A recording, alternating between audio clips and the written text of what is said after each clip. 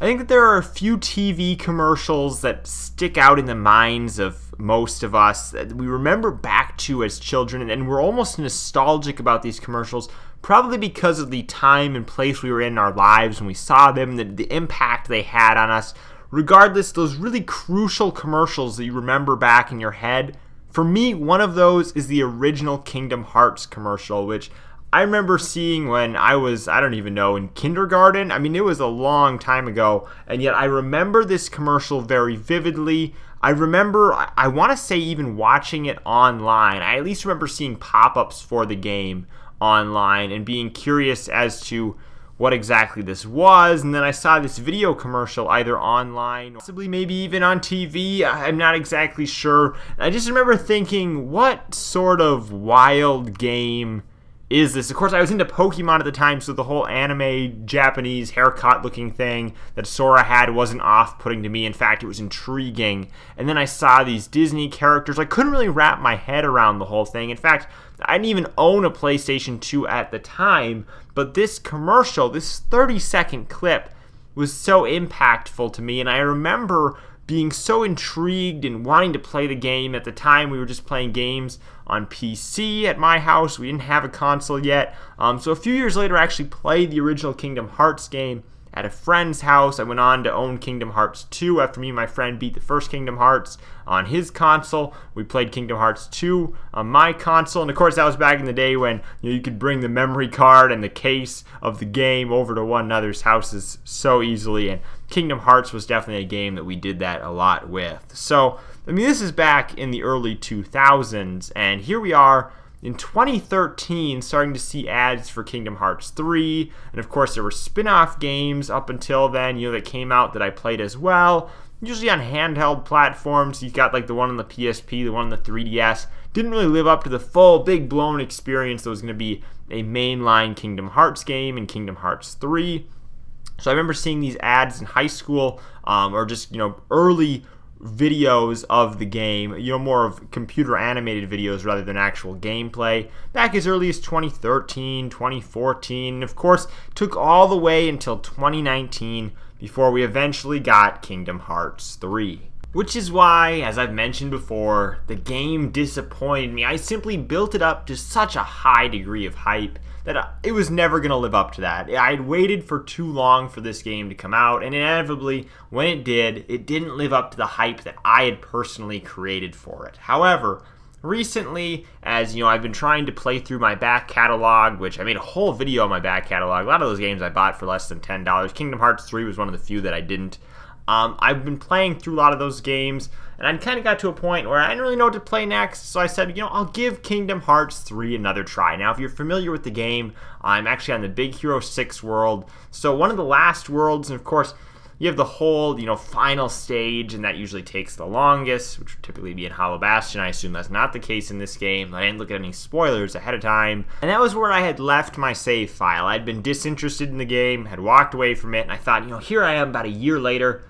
Let's take another look at it. Let's go back and see if it's something I want to continue playing. And within about an hour, I realized it wasn't something that I was interested in finishing. And I really think that this comes down and boils down to just me having aged out of Kingdom Hearts. I know there's plenty of older players that play Kingdom Hearts. I'm not one to play the game on proud mode or take it super seriously. But I think that as I was playing Kingdom Hearts 3, I found that Kingdom Hearts really wasn't a deep RPG in the way that I thought it was. Now, understandably, I know Kingdom Hearts was never intended to be a deep RPG, but when you're playing these games and you're 8 or 10 years old, I thought that this was a really complex game I was playing. Of course, it did not turn out to be the case. Nowadays, going back and playing Kingdom Hearts 3, or even the earlier Kingdom Hearts, I just really can't get engrossed in the world the same way I used to, which I think is a big problem. But more so, I can't get engrossed in the combat and the different mechanics and, what Keyblade am I going to use. It all just seems too clear-cut, and I feel like the game now, more than ever,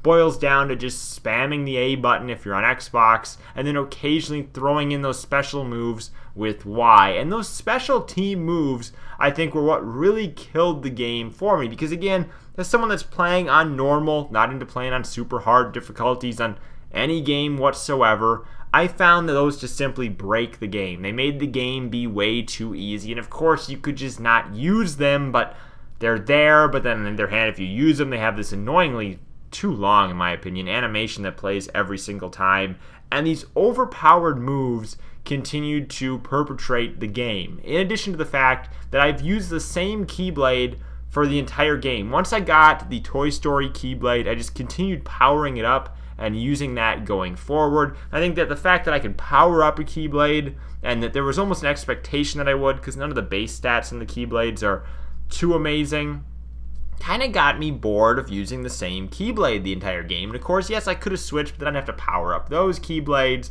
And I liked it a lot better when I got Keyblades that were unique and progressively improved as the game went on. And I think that the other thing that really breaks it for me, I mean, not to keep complaining and bashing on the game, but again, more problems that I had with the game were maybe just the worlds. The Pixar-esque worlds, of course, I loved Toy Story, Monsters, Inc. I thought those were great inclusions. But to have to play through Frozen and Tangled, I don't know. I'm assuming I'm with the majority of people who played this game, and we weren't dying to play those worlds, and there were probably better options they could have selected alternatively. Even Big Hero 6 was like, I'd watch the movie, but wasn't something I was dying to play. I just feel like Tangled and Frozen, they got away from the core demographic, and of course you can make the argument that, well, Beauty and the Beast was in the previous games. People who played, they weren't privy to that. But Beauty and the Beast is a classic, and I feel like we're not at a point yet where Frozen is a classic and everybody cares about that world. I found myself skipping so many cutscenes and different dialogues, things in those worlds, just because I was so disinterested in the characters in general. So the worlds broke it for me. The ease of the game broke it for me. I just found the game to be simply too easy. So now what I actually found myself doing was reinstalling Final Fantasy 15, a game that I really enjoyed after playing through the storyline, and I think there's plenty of post-game content that I never got around to. So I'm definitely going to check that out, because in a lot of ways, Final Fantasy 15 served to be a better Kingdom Hearts 3 than Kingdom Hearts 3, story aside, because I do like the combat in Final Fantasy 15, and I really like the storyline. I know a lot of people who are Final Fantasy fans and who are hard at it, that have been in the series for a long time. For me, someone who just played their first Final Fantasy game, I really enjoyed 15, and I found the story to be very appealing to me. It definitely drew in my interest. The difficulty, I thought, was just right. You had to do a little bit of grinding to keep moving forward. I think that that's necessary to really create an RPG that gives you a sense of accomplishment, and I don't feel like I got that out of Kingdom Hearts 3. So it's been over a year now. Those are my thoughts. Tried to go back to the game, and I just simply can't do it. Thank you guys for watching. I'm Bailey, and I'll see you in the next video.